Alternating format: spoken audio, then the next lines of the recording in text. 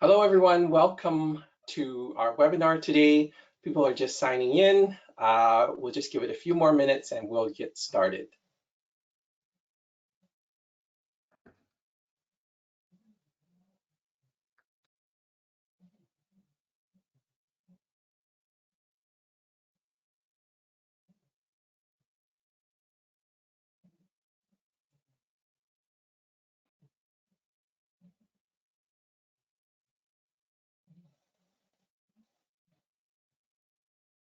Okay, it's looking like people are still coming in, but we will be happy to just get started and do some housekeeping. So good morning, good afternoon, good evening to everyone joining us. My name is Peter Lamb. I'm the IDDSI co-chair, and on behalf of the International Dysphagia Diet Standardization Initiative, I'd like to welcome everybody to this webinar titled Myths and Truths 2. This is a webinar that we're putting on due to the popular demand from the last webinar that was presented by James Ball and Preston Walker. So first of all, I'd like to just acknowledge the support of our wonderful sponsors who continue to allow the work of IDDSI to happen. And they're supporting implementation around the world by supporting the work that we do. We are forever grateful for their support. So the next time you meet an IDDSI sponsor, please say thank you on our behalf and let them know how much you appreciate their support. Now, before we get into our myths and truths for the day, we just want you to know that the webinar is being recorded so that those who are not able to join us today can view it at a later date. And all participants are in a listen-only mode, which means that the panelists won't hear you or see you, and your microphone and video will remain off. But we want this to be an interactive session, so please find the question panel that is on your menu bar, and please use that throughout the webinar to send questions to us or comments to us, and we will be happy to address those either during or towards the end of the webinar. And we will aim to have some time towards the end to invite your discussion. Now, IDDSI doesn't offer continuing education credits, but in a few days, a certificate of attendance will be emailed to everyone attending the session live. Now, for those of you who are watching a recording of this webinar on the IDDSI YouTube channel after the fact, we're afraid you will not be receiving a certificate of attendance. You need to be watching this webinar live in order to receive a certificate of attendance. Okay, so let's get to the fun stuff. Let's get to know our panelists. Now, sadly, James Ball isn't able to join us today, but we have Preston Walker, we have Ben Hanson, and myself here, and we hope to work through some fun myths and truths with you. So we thought a fun way to introduce our lovely panelists here is by just asking them to tell us about a myth. Well, let's just share with you myth number one. Myth number one from one of our panelists says, well, thickeners are only for people with dysphagia. What are your thoughts on that? Feel free to chime in, send us any info. Now, however, the panelist goes on to say that he regularly uses a little drink thickener to make a sumptuous hot chocolate. So who do you think that might be? All right, let's move on to panelist number two. Panelist number two gives us this myth. Pureed food never tastes the same as the original version. Now, this panelist goes on to say You know, removing the textural component may change our perception of a dish, but any flavor profile can be maintained. Now, who do you think might have said that? Okay. Panelist number 3 says, brown food is terrible. But this panelist also goes on to say, the greater the variety of colorful foods you eat, the greater the visual appeal and nutritious your meals might be. So be colorful and be vibrant. Who do you think that person might be? So again, feel free to chime in here and tell us who you think that person might be. Okay, we see at the top of the leaderboard for chiming in is Andy and Mary. Please don't be shy. We would love to see your feedback and comments. So at any point in time, please chime in. I think we're gonna sort of keep you in suspense till the end of the webinar. What do you think, panelists? I like it. We'll keep it poker face. Okay. So let's start and get into our first myth, shall we? So let's start with this one. And we have asked our lovely members of the UK IDDSI reference group members to please chime in to help present the question. So here's myth number 1.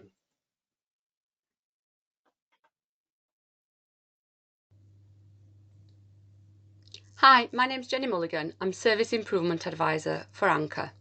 I'm also a member of the UK IDDSI reference group. And one of the questions we quite often get asked is, do I need to use more expensive cuts of meat in order to achieve the EC7 easy to chew texture? Okay, thank you, Jenny. Apologies there. You may have seen Jenny sideways on your screen, and that's purely because of a technical issue on our end. But there's the question. Jenny asks, do we actually have to use more expensive cuts of meats for level 7 easy to chew? Panelists, may I hand it over to you for comments? From a chef's perspective, no, the answer would be no. I mean, this was actually something that we covered in the first myths and truths, looking at different cuts of meat and how they may differ. You know, the autonomy of an animal and more well-used muscles lend themselves really well to long, slow cooking methods, and they break down over time. But I think certainly thinking about the whole preparation around any ingredient that you're looking to make suitable for levels easy chew level 7 dishes, think about the preparation, because certainly, you know, the cuts, you know, there's a lot of things that you can do before the cooking process as well, in terms of marination, or pounding a meat to tenderize it, to break the muscle fibers down, and also enzymes as well. You know, the fruit enzymes will break the texture components down a little bit, make it slightly softer. And then considering different cooking processes too, you know, avoiding cooking methods that may have dry direct heat that might you know, dry the muscle out, and favor more wet, slow, moist cooking methods would certainly be the approach that I would have. So, you know, certainly I would say no, not unless you want to spend a lot of money on ingredients and have, you know, and use them in that way. Certainly you will have fantastic results by using, you know, cheaper, more well-used muscles. Thanks, Preston. We also had a question about, you know, do the meat fibers and how they align make a difference to presenting something that might be level 7 easy to chew? I think certainly in terms of the preparation and how you would slice that muscle, if you slice, you know, across the fibers, so if you can imagine biting down into the fibers, through the fibers, rather than being lengthways is going to make that piece of meat more tender. So all these considerations are a factor. Maybe the size of the pieces as well, how thin we slice the meat, will all make a difference. Okay, great. Ben, any thoughts here from a science perspective? From a science perspective, no, but from a diner's perspective, I cooked a slow cooked lamb stew on the weekend, and that was as soft as butter. It was amazing. Earlier in the week, we went round to some friends. They cooked pork schnitzel, and we were outside, and all we could hear was bang, bang, bang, bang, bang, as they were pounding the meat.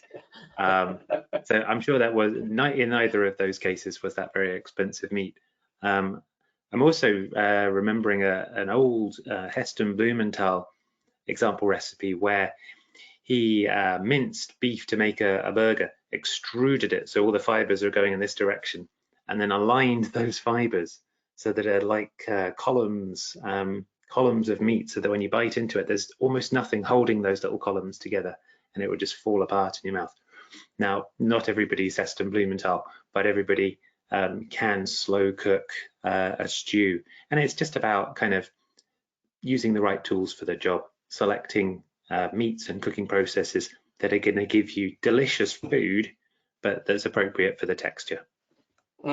Thanks, Ben. And so this is not an advertisement for this particular appliance, but recently people have commented about the use of things like an Instant Pot, a pressure cooker. Any thoughts in terms of the use of a pressure cooker?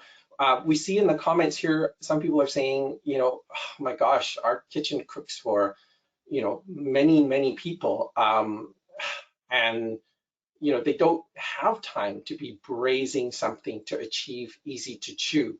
So I know I've thrown two questions at you. One is the Instant Pot pressure cooker question, and then the other one is, well, is there any way to save some time here, because we just don't have the kind of staffing to be dealing with slow cooking? I mean, definitely. I mean, pressure cookers. I remember back in my nan's kitchen having a pressure cooker in the 1970s. Not seeing one for many years, and they've come massively back in fashion now, and they're fantastic bits of equipment. They do help reduce the cooking time as well. They speed the whole process up. So yeah, I think they're fantastic. It's a fantastic method, and certainly gives a great texture as well for tougher meats that you might want to cook in there. Certainly, yeah, the scale of things obviously is important when we're talking about catering for, in a large operation, and it's a slightly different approach. The methodology is still the same and the considerations are still the same. In terms of, the length of time cooking, it wouldn't take any, a great considerable amount of time to get, good results on that. And obviously there's going to be, commercial equipment that's going to aid the cooking process and help you out in a busy environment like that. Yeah, thanks, Preston. So here's one for the both of you.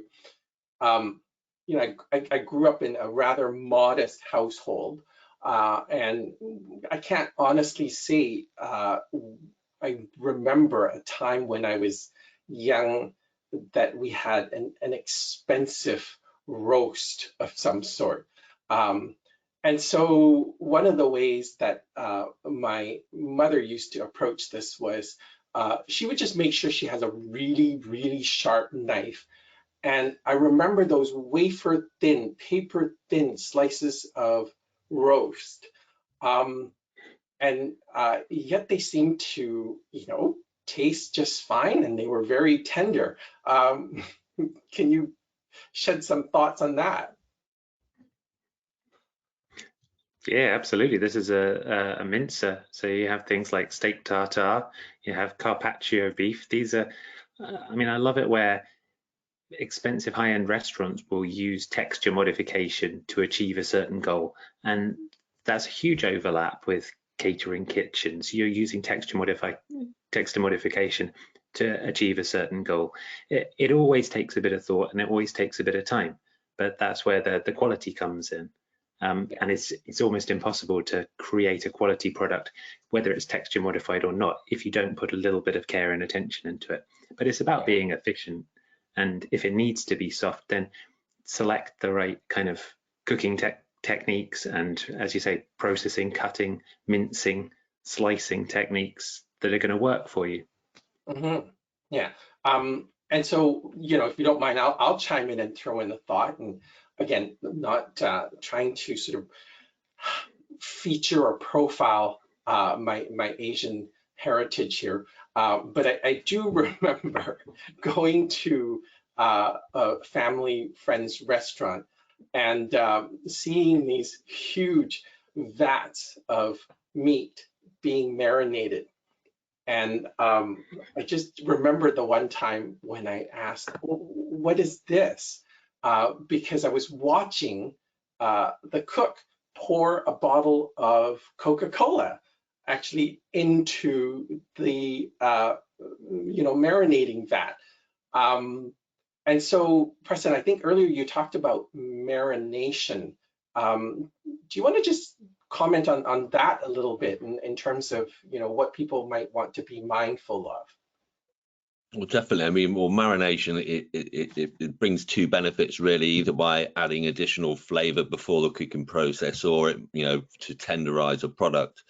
And there's various different methods that could be used around that. You know, the addition of, I mentioned, fruits, papaya may be used, and there's commercial enzyme powders which can be used to tenderize meat in that way. But simply sort of marinating in olive oil and getting some garlic and herbs in there as well will add sort of layers of flavor, which will all add to, again, to the quality and the taste of that final dish. And it could be used certainly a lot to benefit dysphagia diets. Yeah, pineapple juice as well has got these enzymes in, and apparently doesn't leave your steak tasting too weird, although I'm not going to try it. The other end of the scale though as well, if you're looking to buy cheap meat, some of the cheapest bulk industrial quantity meat there is this stewed steak. I'm not gonna mention like cat and dog food, but if you think of that, this is the cheapest meat you could possibly buy, and it's tender. So don't serve up dog food, but don't be put off thinking that you need Wagyu beef. It doesn't need to be that expensive. Thanks, Ben.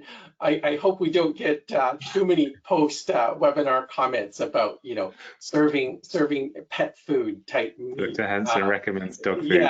Yeah. So just to sort of summarize this, I think what we were hearing is,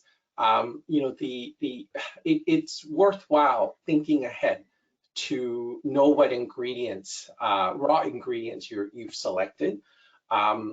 Investigate ways to try to tenderize the protein items before you even start cooking it. So marination, delicating, pounding it, looking at the meat fiber alignment, looking at the dimension of the pieces and the slices, because sometimes by just having it half the width might make it a lot more tender than having it in a thick slice, right? Would you say that sort of sums up that particular question? I think that summed it up really well.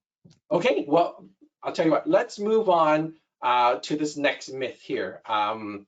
Again, thank you to the UKIRG member here. I believe this person is actually in the webinar with us, so let's feature you for a minute.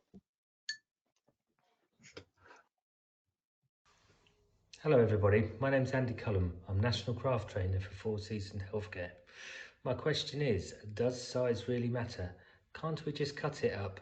And why can't it just be soft? Thank you, Andy. All right, so here we go. Panelists, does size really matter? And why can't we just cut it up, and why can't it just be soft? Yeah, so I think probably a lot of people on the call might be aware that we have this size restriction for the reason of avoiding food getting lodged in the trachea and preventing air flowing, so causing choking. And that's why this particle size restriction is there in level 6, so that particles are not large enough to block, but they're small enough so that in the very worst case, and this is still a horrible event, that food would pass through the trachea into the lungs, it can then move backwards and forwards, and it's not going to create a seal. Yeah. Now I think we have a Ben, I think, pre-prepared video here. Why don't I show this video, and if you unmute and maybe comment on it, would you mind? I'll show the video fluoroscopy one first here. Yeah. Yeah, so this is a commonly used video in training showing, isn't it cool, a moving X-ray? I mean, a lot of people don't get to see this very often, but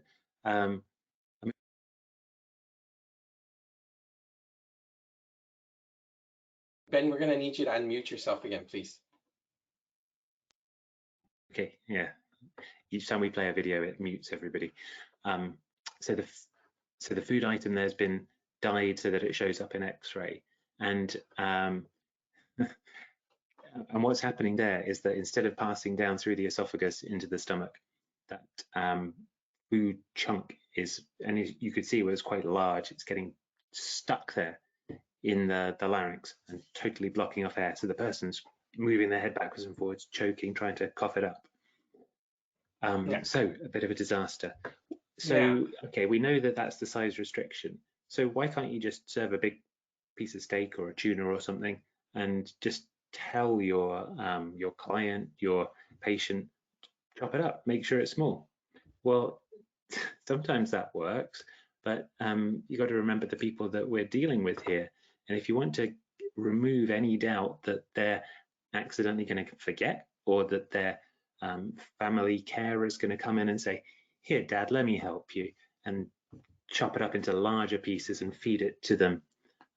So they might forget themselves, somebody else might forget, somebody else might not be trained, they might not realize. You just don't know what's going to happen. So for level 6, soft and bite-sized, you've got that safety net built in. Yeah. Ben, I wonder, Preston, Ben, if you don't mind, may I show a video that was generously contributed to us by one of the former IDDSI board member, Dr. Joe Murray. And this video is actually Dr. Murray using a FEES, a fiber optic endoscopic instrument and endoscope to just illustrate what happens when a piece of food is too large. And so for those of you who might have just had dinner or eating lunch, we ask you to forgive us in advance because it may not look too pleasant. So here we go. Have a look at this.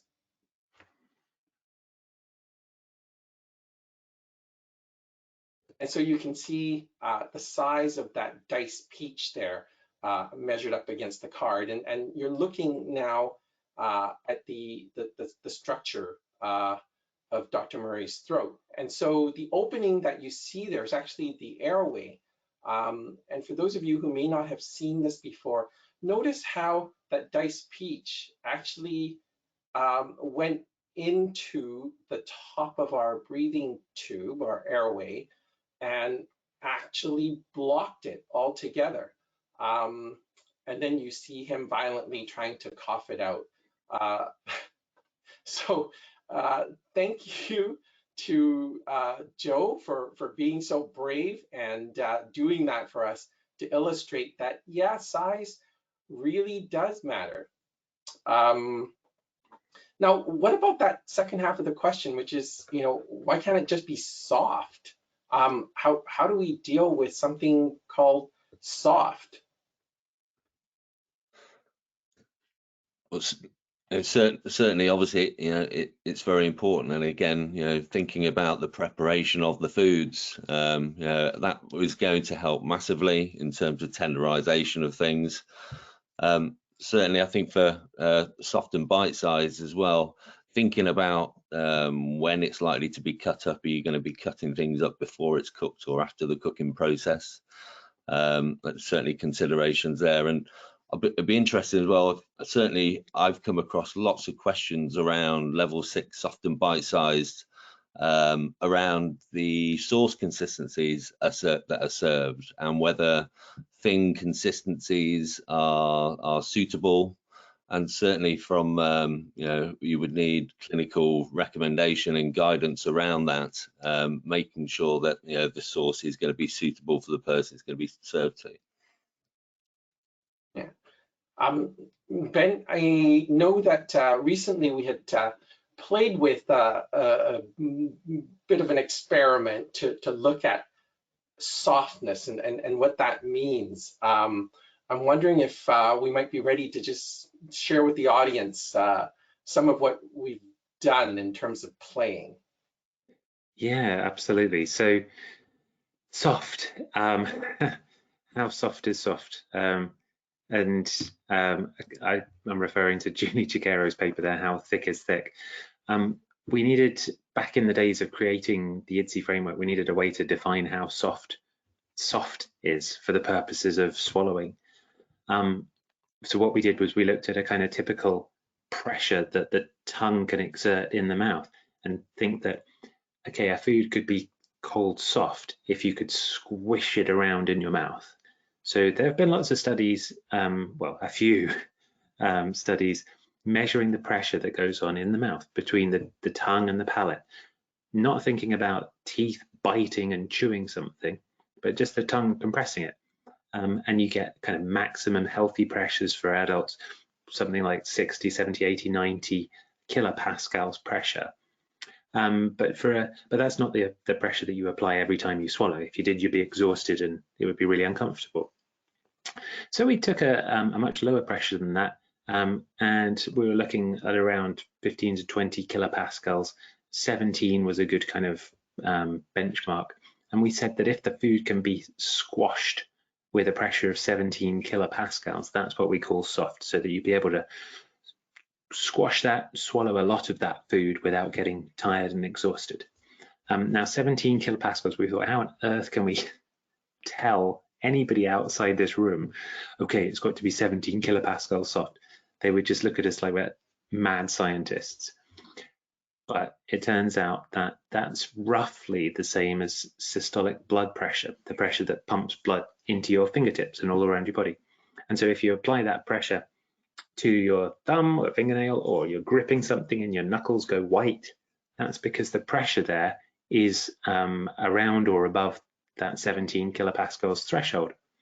So if you're pressing on a fork until your thumbnail starts to blanch white, that's indicating that you're applying that critical pressure threshold. And lately we've been, I think this is what Peter's alluding to, lately we've been looking at how we can get more refined than that. Everybody's thumbs are different, everybody's forks are different. So we're looking at using measurements. There's an IOP device, which is a little pressure bulb that goes inside the mouth and measures this pressure, and there's been a few academic studies about that. And in a more kind of domestic setting, kitchen scales are a really good way, a really accurate way of measuring force. And as long as you can cut up your food pieces to be a nice 15mm square, then you can directly relate force to pressure. This might ring bells back from physics in school, but yeah, who would have thought it actually useful? And yeah, so kitchen scales, we're looking at how we can recommend those as a really kind of more precise way to guarantee that your food is the right level of softness. And this is kind of, you know, a step above your normal IDDSI geekiness. Okay. Now, I think Preston was kind enough to prepare a video for us. Preston, should I just show the test demo one, do you think? That'll be good, I think, yeah. Okay, yeah, so let's have a look at this video.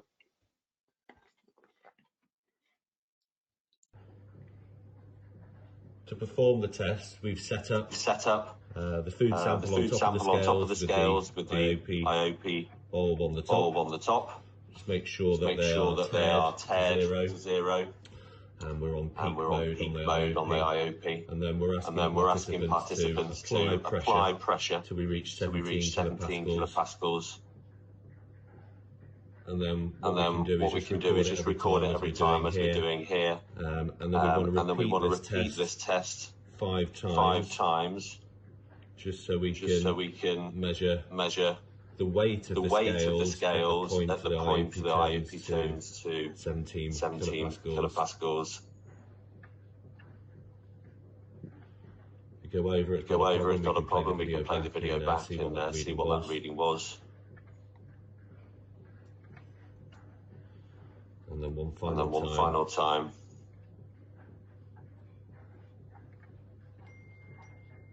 And that's how we perform the test.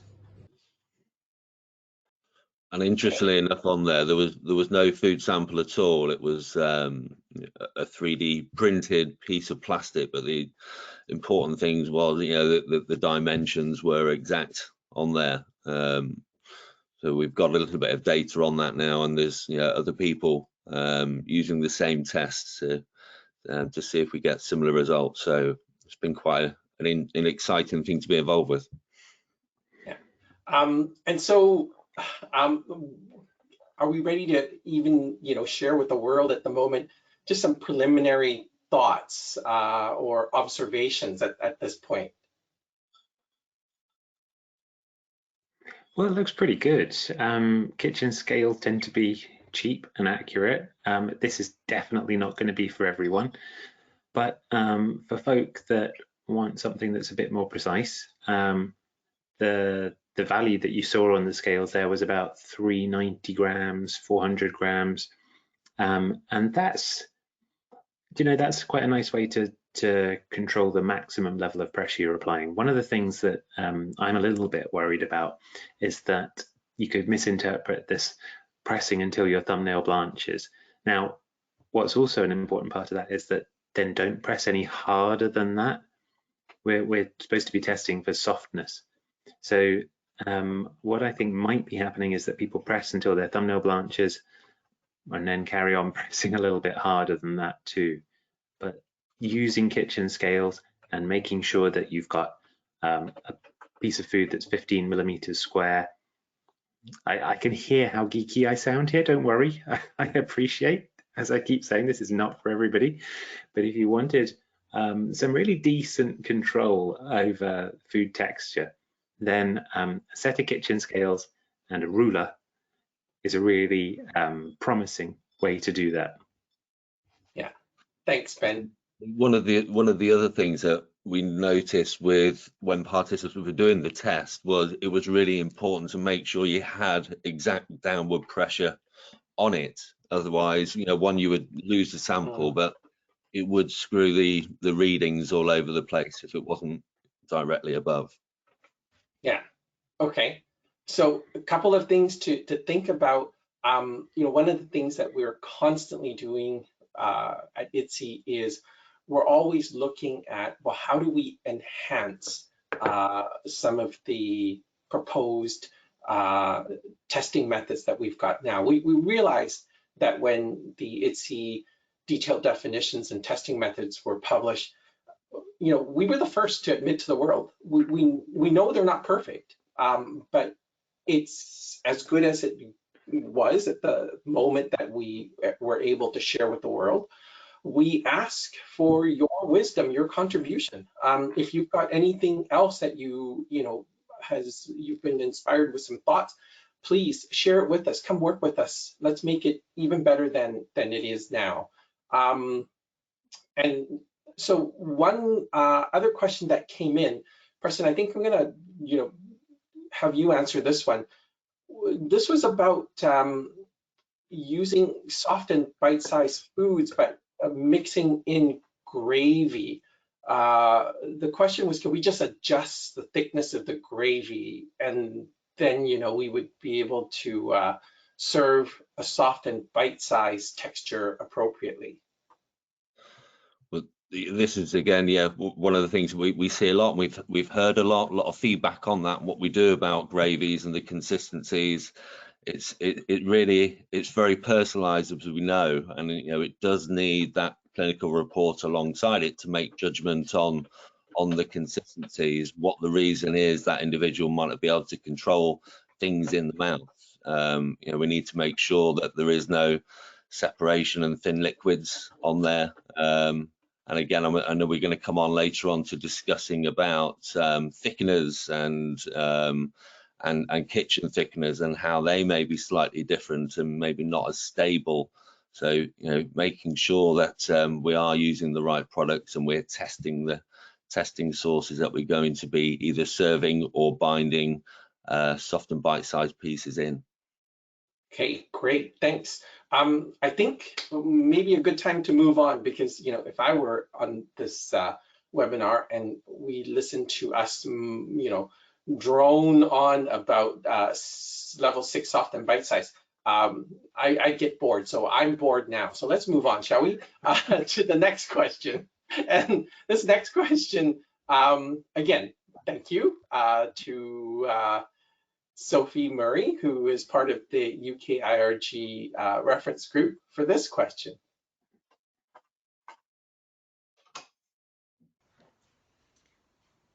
Hi, one of the questions I've had from one of the groups is, if it's too thick and sticky for level 4, does that make it level 5?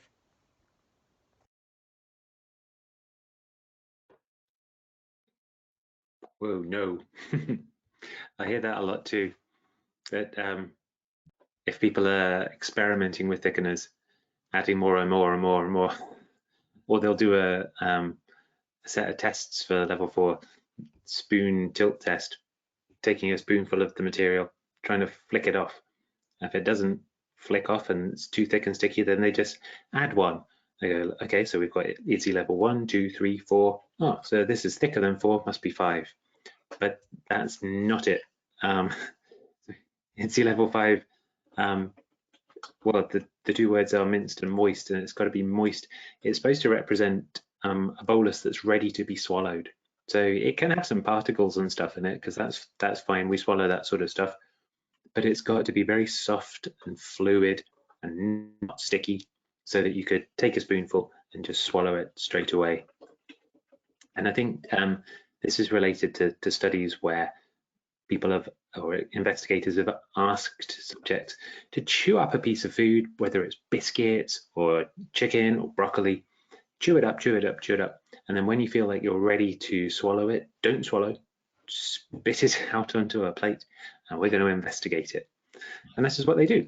And it's from experiments like this that we work out what is a decent, smooth, stable, easy to swallow texture. And that's what we modeled our IDDSI level 5 on. So it's got to be not sticky, and particle size is less than 4 mils from these studies, showing that that's comfortable and manageable, so that people don't get uncomfortable or tired or get put off the food. If you're serving this to somebody, you want them to eat a significant volume. Yeah, and you know, Ben, just to add to that, technically, if you're looking at minced and moist texture foods, they really are ready to swallow foods, aren't they, Ben? Yeah, this is the idea. It's supposed to be ready to go. So the particles, again, need to be soft. It's not gravel. It's got to be soft, smooth particles in a kind of soft, coherent fluid. It's supposed to represent something that's been chewed up, a lot of saliva added to it, and it's ready to swallow. And the reason that one of the reasons that we have this texture is that some people don't have that ability to create this bolus within the mouth and add saliva and mince it down with their teeth and mash it around. So if you've got something that's at that texture already, it's one less job to do, isn't it? To get those calories in, get the nutrition in, just take a spoonful and swallow it, and then you can worry about getting better. Yeah. Hey, Preston, any tips then for the audience about, you know, the production of minced and moist foods? Well, I think certainly I want to compare it really in terms of visually sitting alongside level 4 and level 5 together, and certainly really how they move and behave is very similar. It does have a bit of movement to it, you know, in terms of how that bolus may move and be able to be moved around the mouth. So certainly having some mobility to it, I think is important, and making sure that that binding source is cohesive, and so not to get any leaching from that. It's very important. I remember back to one of the first times that we had some time together, Peter, and we were looking at level 5s, and you pointed out a simple test that could be done, although it's not, you know, an official IDDSI test, but really, and that helped me with my understanding of the mobility of a level 5, and to take a small teaspoon of your level 5 into your mouth and to bite the end of your tongue, and then being able to swallow. And it was very important that obviously that the palate had been cleared. And you know, certainly I use that test now when I'm preparing foods and when I'm tasting foods, as an indication of what I might need to do to that food if it needs changing at all. You know, talking about over thick level 5s or very starchy level 5s, you certainly wouldn't be able to clear the palate with one swallow. And you know, that was a very useful tip that I still use. Oh, thanks, Preston. Glad, you know, there's a method to my craziness there. And so, you know, I think maybe let's just summarize this by saying, no, if it's too thick and sticky for level 4, we're busting that myth by saying it is not a level 5. Level 5 is a minced and moist texture. It needs to have both the tenderness of the small particles as well as that cohesiveness, and really think of it as ready to swallow food, right? All right, let's move on, shall we? Okay, then one other question here, and thank you to Rachel Masters from the UK IRG for presenting this question.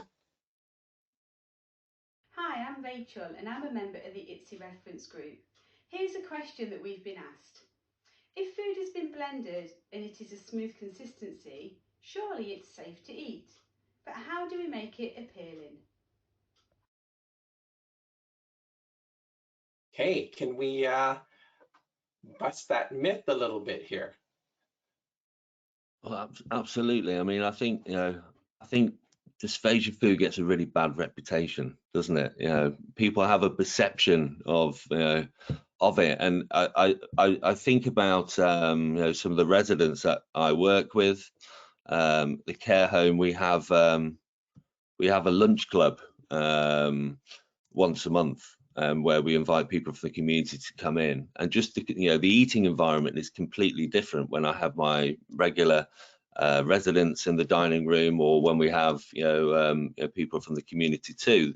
There's more of a buzz, and you know, much more going on, and a lot of, you know, talk and excitement. I think when we're you know, serving to the residents that might have more additional needs, that you know, it's a much more focused environment. So I think certainly you have to take into consideration, you know, all of other things, and how you may, you know, perceive the flavour of things, and the look of things. Certainly, it's very difficult from a presentation point of view. It can be quite challenging, making sure the texture is correct. You know, for me, you know, the most important thing is the safety, and the flavour and the nutrition obviously is very important too. But you know, the most important thing is it passes the IDDSI tests, and it's going to be safe for that individual. So we may be more challenged when it comes to the presentation of foods.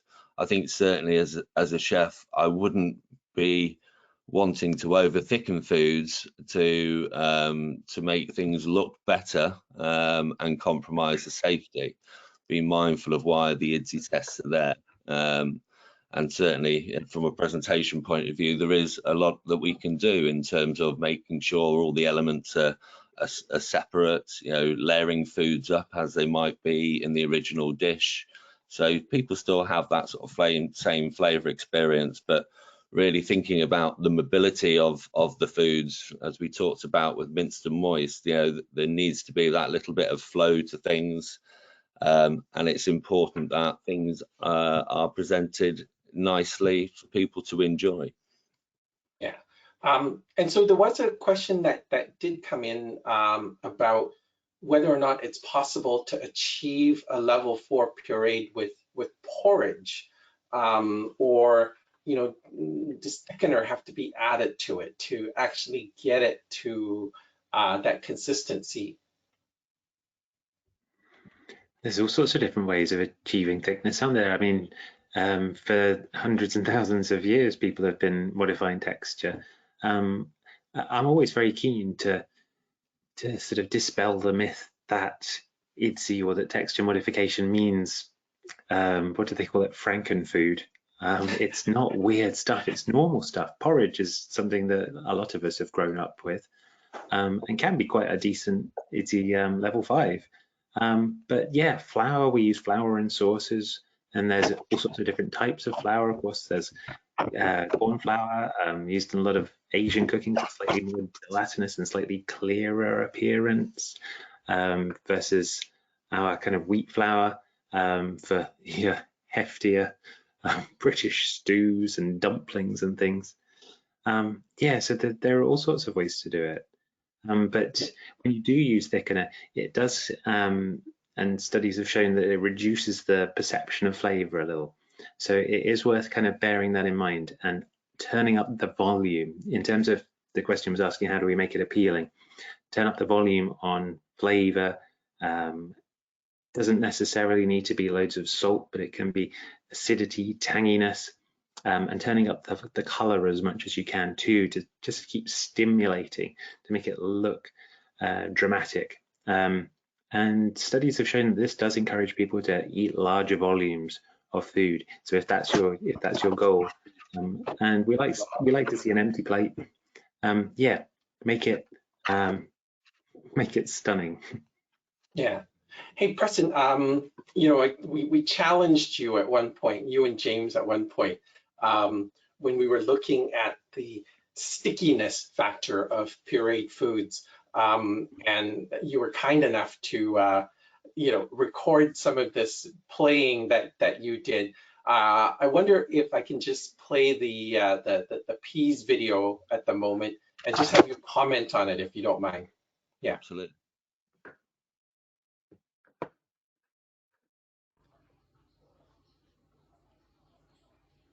So here we've got some molded peas, and you can see the consistency of these. These are in their cold state.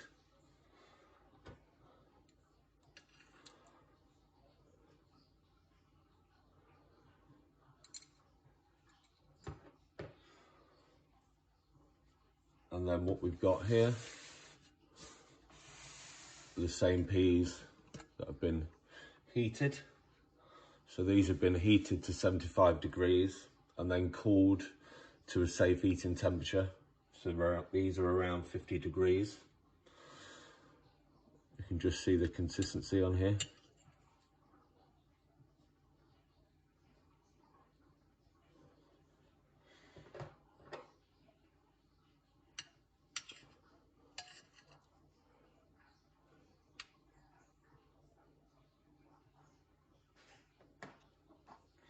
And then what we've got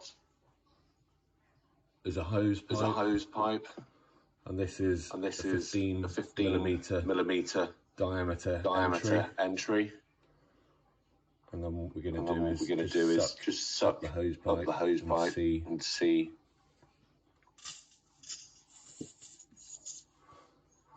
what happens. And you can see that the thicker consistencies will form a plug and potentially block the airway.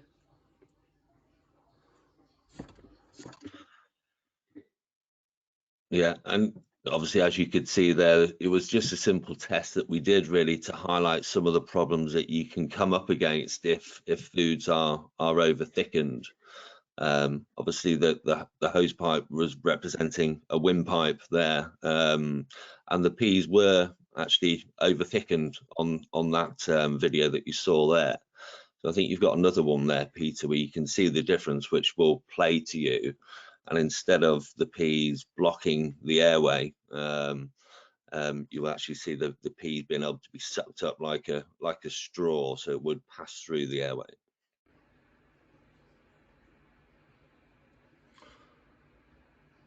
So here we've got some more moulded peas. But this time we've used the IDDSI tester methods to check the consistency. So these are the tester methods for IDDSI level 4 pureed.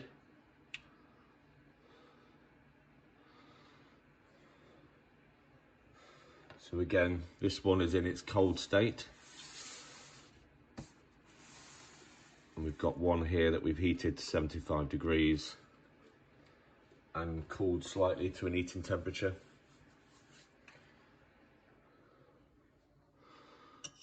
You can see now it's warm.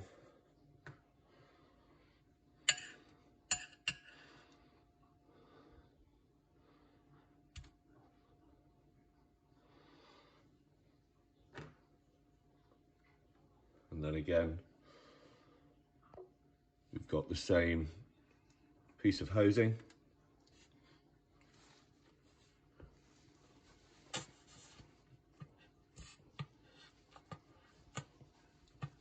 And it will actually pass through the tube there and not block the airway.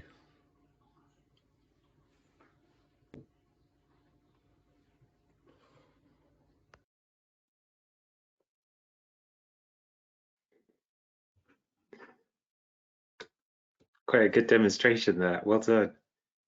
Yeah, Preston, we'll get you to unmute, please.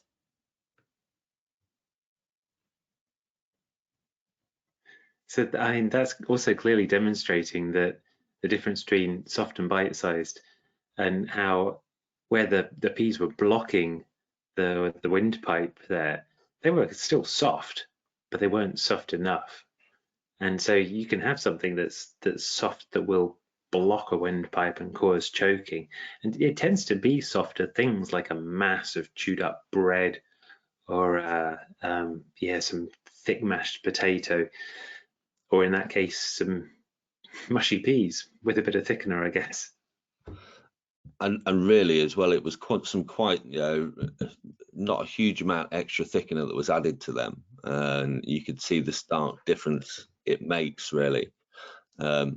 I think one of the other things I wanted to mention really is about the food thickeners and choice of food thickeners, and suitability as well, because it was something that we wrote a blog about recently, and there's many kitchen household ingredients that can be used, but some of the problems that you can run into by using them, flours and corn flours and things, the stability over time. So using modified starches or gum thickeners obviously are going to be more suitable for the job in hand, and have better stability over a period of time, particularly in a large organization where there's many different processes of things that need to go to, and hot holding over a period of time to get to that meal point. But yeah, I think the video highlights the problems very well of over thickened purees, and equally would be a challenge would be gelled foods as well. You'd have obviously the same results using a gelled product like that. So yeah. So Preston, there was a question that actually has come in about what would be the recommendation then for reheating any of the prepared pureed foods? Any tips, thoughts? Well, certainly, obviously, food safety plays a huge role in it, and we need to obviously make sure we're adhering to that, making sure foods are reaching a safe temperature from that point of view. When we talk about temperature and dysphagia foods, there's a lot of problems that can come they don't go well together. Certainly holding foods at a high temperature for a period of time, you can get crusting in skin that can form on the top. So thinking about how that food's just going to be protected during the heating process. Is it a plated meal that's going to be heated up, or are individual components of that dish going to be heated up first and then plated? Certainly dry heats again don't work well with pureed foods. So thinking about how we can protect the ingredients and cover things so we're not going to get any variance in textures. And I always really advise making sure that things are tested at that point of service, because things change dramatically in quite a short period of time. So making sure even things that have been tested before they are being regenerated, that there is that final test just before it gets to the end user. Yeah, thank you. I remember receiving a communication from a food service director saying, we can never get our mashed potatoes to the consistency that IDDSI is suggesting. And so when I asked some questions around, why do you not think you can achieve this? And the answer was simply, well, we make our mashed potatoes first thing in the morning, and then we keep it rethermed for 2 hours before we serve it. And so, we may have to rethink our production schedules and rethink, our holding methods for what it is that we're trying to achieve. Any last thoughts from the two of you about the question here of pureed foods?